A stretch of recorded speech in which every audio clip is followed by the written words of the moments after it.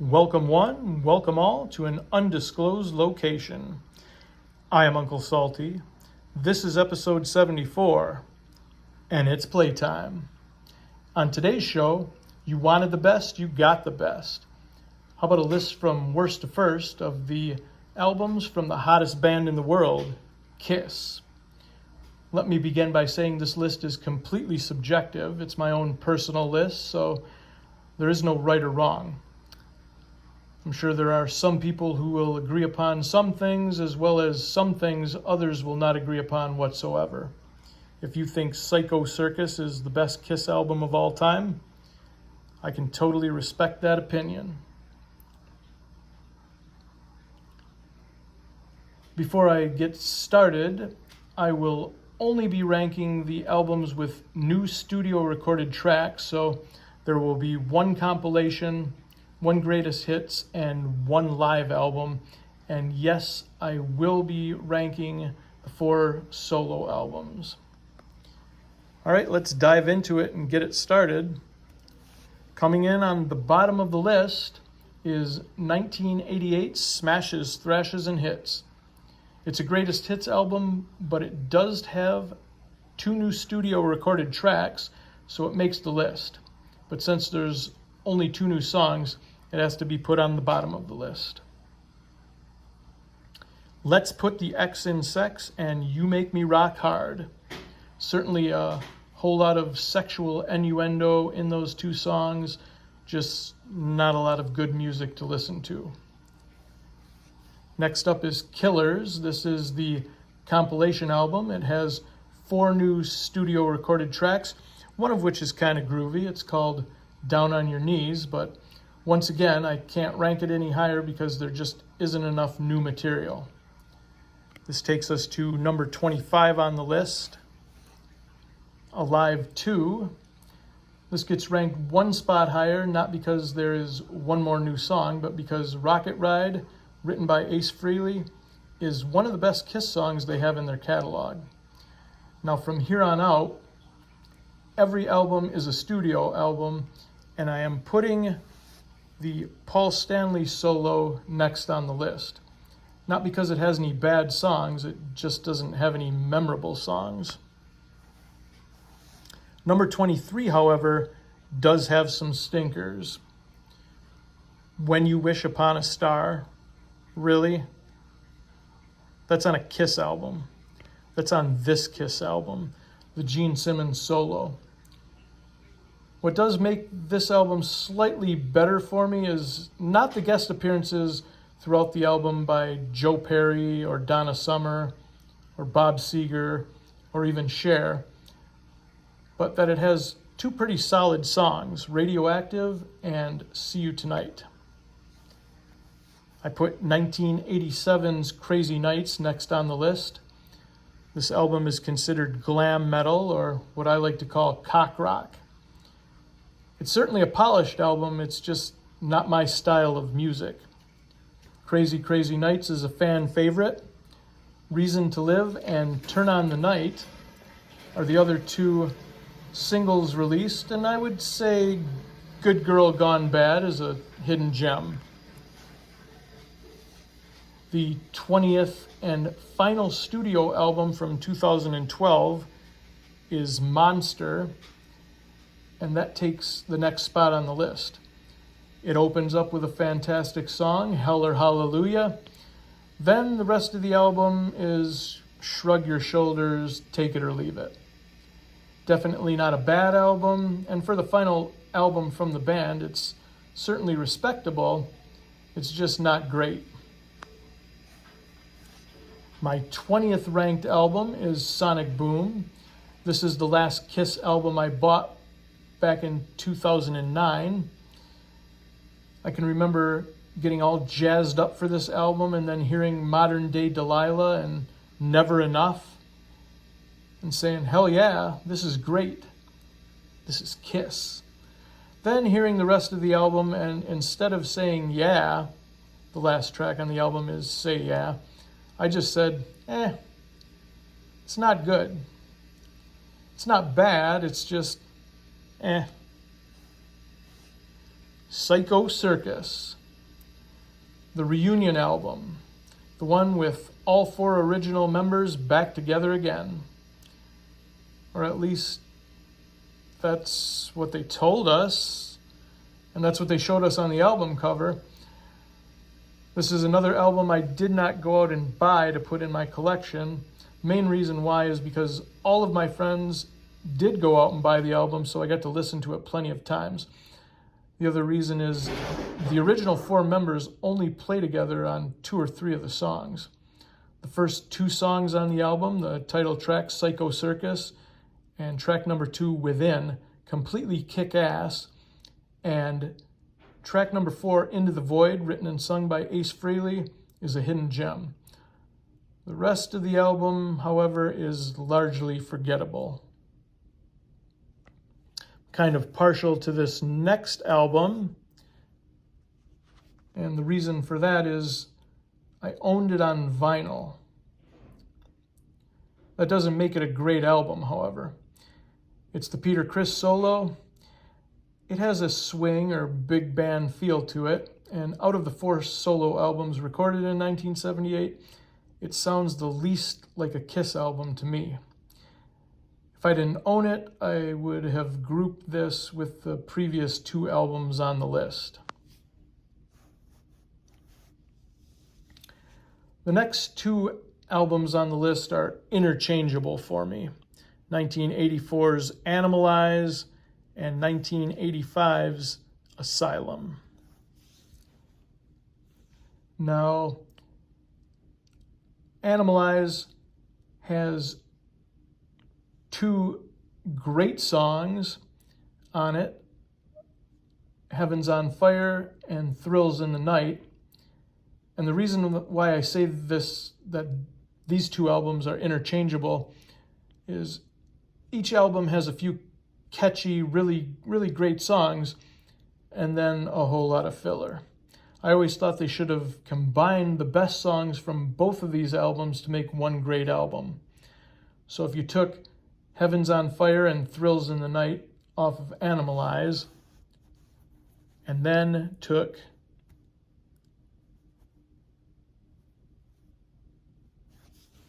Tears Are Falling, Who Wants to Be Lonely, and All Night, the 3 music videos off of Asylum, if you took those 5 songs and picked 5 more from the remaining 14 between the 2 albums, instead of 2 mediocre albums, you would have 1 platinum success.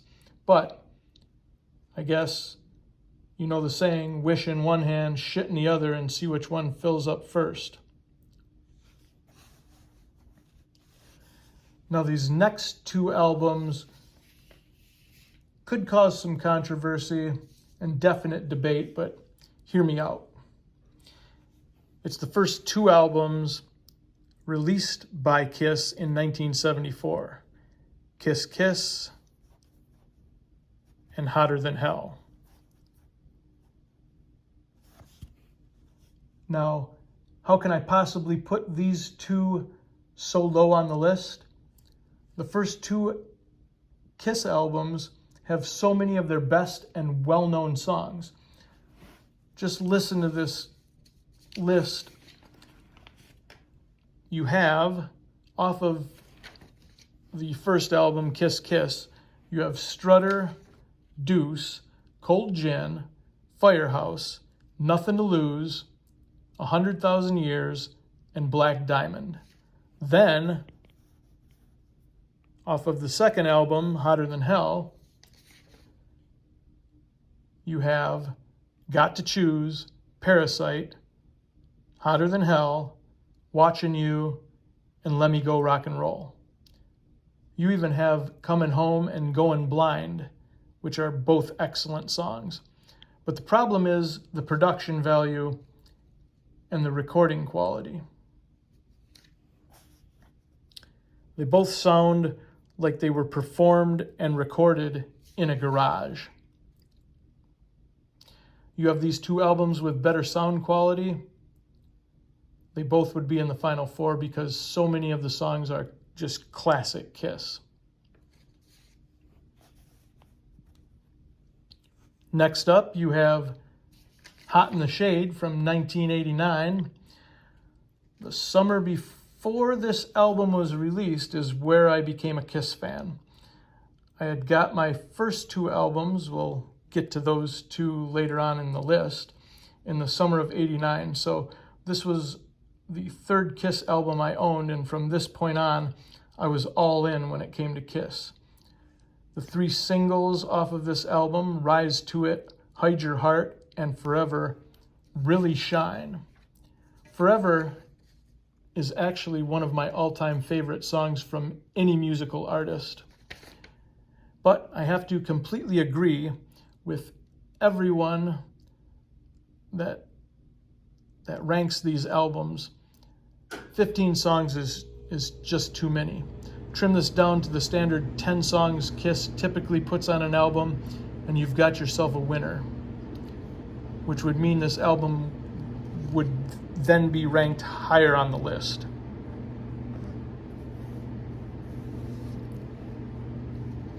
Number 12 is a higher ranking than what this album gets from most others.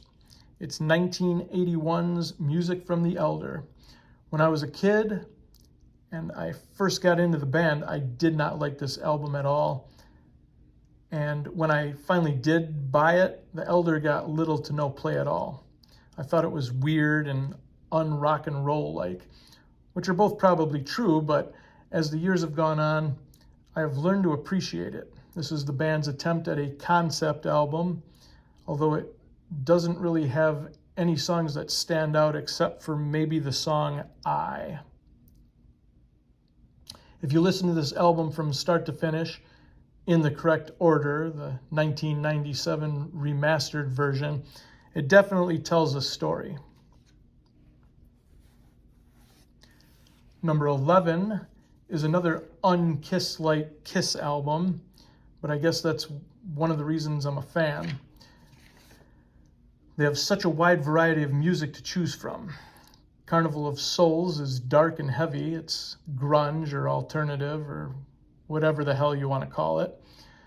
And I believe this album got the shaft because it was recorded in 1995, 96-ish, but didn't get released until 1997 because of the reunion tour, which actually was my first Kiss concert in Detroit, Michigan at Tiger Stadium. I believe if this got released on schedule, it would have been a success. Instead, it's just an album no one seems to care about. The songs Hate, Master and Slave, and the single off of the album called Jungle are totally awesome. Along with those three, you have Paul's I Will Be There to go along with two hidden gems by Gene, Seduction of the Innocent and Childhood's End. Even Bruce Kulick gets his time to shine with I Walk Alone. Top 10 time, people. Get ready, because here we go. If you made it this far through the show, you must like something, maybe something you've heard or something you've seen. So hit the like button and don't be shy. Subscribe to the channel.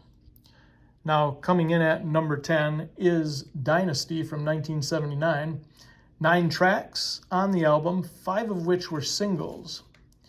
I Was Made for Loving You is the band's most streamed song, which is a bit surprising to me.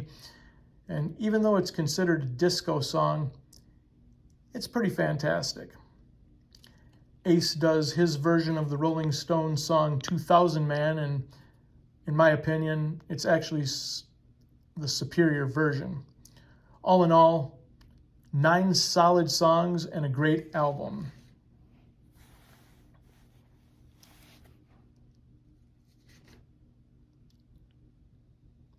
Next up is Unmasked.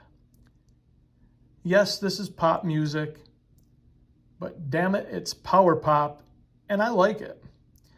The songs Is That You and Naked City to go along with Tomorrow and She's So European. I could listen to this over and over again. The 3 Ace Frehley songs, even though a bit silly, Talk to Me, Two Sides of the Coin, and Torpedo Girl, I think they're great as well. And speaking of Ace, at number 8, Aces and Eights, it's the Ace Frehley solo. From this point on in the list, there is not a song that I would skip over. This is, without question, the best of the 4 solo albums. Holy smokes. 9 songs on this album, and every one is pure rock and roll excellence. Rip It Out kicks off the album. Then you have New York Groove, and my personal favorite, the instrumental Fractured Mirror, to finish the album out. Lucky number 7 is Revenge. When this album came out in 1992, it was a pleasant departure from the band's last few glam metal offerings that peppered the mid to late 80s. This is straight up heavy as hell rock and roll. From the first track, Unholy, which is my personal favorite on the album, to Take It Off, which is a great song for strippers. You then have Thou Shalt Not. It even has a great ballad, Every Time I Look at You. It also has a nice little tribute to Eric Carr to close the album with Car Jam.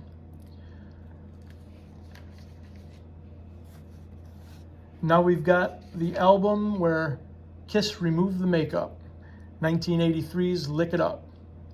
So this is actually my first exposure to Kiss. I can remember watching the music videos Lick It Up and All Hell's Breaking Loose on MTV. At this point, however, I wasn't really a Kiss fan. I just liked those 2 songs, primarily because I was just a young kid and I didn't know anything about the band, such as the makeup or any of the songs from the 70s. Number 5 is Kiss, probably at the height of their musical powers. It's 1977's Love Gun. Remember from earlier on in the show, I spoke of my first 2 Kiss albums. Well, this was the second. 10 songs and winners all around. The title track, Love Gun, Plaster Caster, I Stole Your Love, and my personal favorite, Shock Me, yet another Ace Frehley song. Down to the final 4, and wow, what a thunderous album at number 4. Creatures of the Night. Heavy guitars, pounding bass, and the drums sound like cannons. 9 tracks, 3 singles, the title track, Creatures of the Night, I Love It Loud, and Killer. Those are the 3 singles, with the final track, War Machine, being my favorite on the album. It even has a great ballad, I Still Love You, and that's kind of heavy as well. 3 words for number 3 on the list. Dressed to Kill, which also happens to be the band's 3rd album released. Funny how that worked out.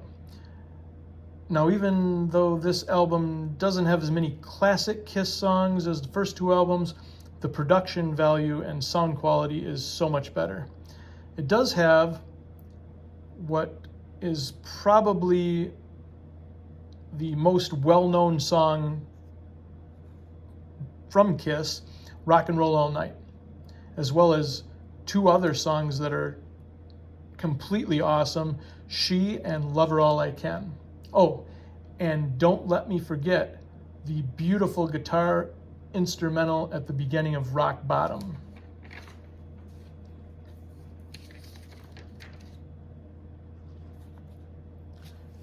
One away from the top spot, it's Rock and Roll Over from 1976. This is my favorite Kiss album cover, and what an outstanding album as well. 10 tracks, 2 singles, Hard Luck Woman and Calling Dr. Love. Definite Kiss classics for sure, with 8 other songs that I can listen to anytime at all. 3 of the songs I feel are very underrated: Love 'Em and Leave 'Em, See You in Your Dreams, and Making Love. One of the singles, Hard Luck Woman, I always felt had a country sound and vibes. So it's no wonder Garth Brooks did a cover version in 1994. We reached number 1 on the countdown. Probably not a big surprise that this album is number 1.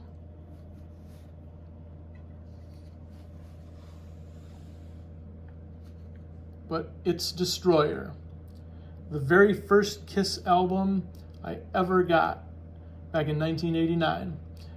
From the incredible, iconic artwork on the album cover to the 9 songs on the album itself, this album is groovy, it's powerful, it's soft and tender, as well as brash and bombastic. The album has a little bit of something for everyone. The first track, Detroit Rock City, is my personal favorite Kiss song, which then leads into King of the Nighttime World. From the power of God of Thunder to the piano and violin strings of Beth, which actually was the song that had the most commercial success for Kiss. Destroyer is my number 1 album of all time. What say you? I hope you enjoyed the show. I would love to hear your thoughts on the list and what your favorite Kiss album is in the comments section. If you enjoyed the show, give it a like and don't be afraid to subscribe to the channel. I'll leave you with this. I kissed her lips just for fun. Then she squeezed her legs together and broke my glasses.